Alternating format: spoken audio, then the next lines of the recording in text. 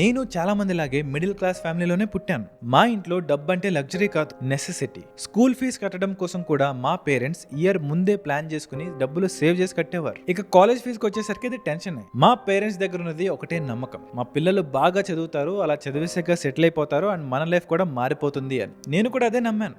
కష్టపడి చదివాను, major exams అన్నింటిలోనూ 80% కంటే పైన స్కోర్ చేశాను. నాకు కూడా చాలా డ్రీమ్స్ ఉండేవి, డాక్టర్ అవ్వాలని, మా పేరెంట్స్ కష్టాలు తగ్గించాలి, నలుగురిలో మంచి పేరు తెచ్చుకోవాలి అని. కానీ నేను చాలా లేట్గా ఒక విషయాన్ని రియలైజ్ అయ్యాను. మార్క్స్ తెచ్చుకోవడం ఒకటే కాదు, మనం ఏ కేటగిరీలో పుట్టామనేది కూడా చాలా ఇంపార్టెంట్. అది కూడా మన రిజల్ట్ని, మన ఫ్యూచర్ని డిసైడ్ చేస్తుందని అప్పుడు నాకు అర్థమైంది. ఇప్పుడు ఇందాక బంగ్లాదేశ్ పిల్లల గురించి చెప్పాను కదా, ఆ మాట మళ్ళీ గుర్తు చేసుకోండి. వాళ్ళకి ఆ దేశం చెప్పింది ఏంటి? నీ మార్క్స్ ఇంపార్టెంట్ కాదు, నీ తాత 50 ఏళ్ల క్రితం యుద్ధంలో ఉంటే నీకు సీట్ కన్ఫర్మ్ అవుతుంది అని కదా. మరి నాకు మన దేశం చెప్పింది ఏంటో తెలుసా? నీ మార్క్స్ ఇంపార్టెంట్ కాదు, నువ్వు ఏ కేటగిరీలో పుట్టావో అనేది నీ లైఫ్ సెటిల్ అవ్వడానికి కీ రోల్ ప్లే చేస్తుంది అని చెప్పింది. మీ అందరికీ తెలియని ఇంకో విషయం ఏంటంటే, నేను ఫస్ట్ నీట్ రాసిన వాళ్ళ బ్యాచ్ లో ఉన్నాను. అంటే మీ అందరికంటే కూడా ఫస్ట్ నీట్ ఎగ్జామ్ రాసింది నేనే. ఈ సోకాల్ నీట్ ఎగ్జామ్లకి, ఎంసెట్ ఎగ్జామ్లకి మా కాలేజ్ లో అందరూ కూడా చాలా ఎక్సైట్మెంట్ తో ప్రిపరేషన్ చేస్తున్నారు. ర్యాంక్ గురించి మాట్లాడుతున్నారు, మెడికల్ కాలేజ్ లో సీట్ల గురించి మాట్లాడుతున్నారు. మరి నేను ఎగ్జామ్ రాయక ముందే జీరో హోప్స్. పేపర్ కష్టమని కాదు, ప్రిపరేషన్ లేదని కాదు, కానీ ఎగ్జామ్ రాసే ముందే నా మైండ్ లో ఒక మాట ఫిక్స్ అయిపోయింది, మనం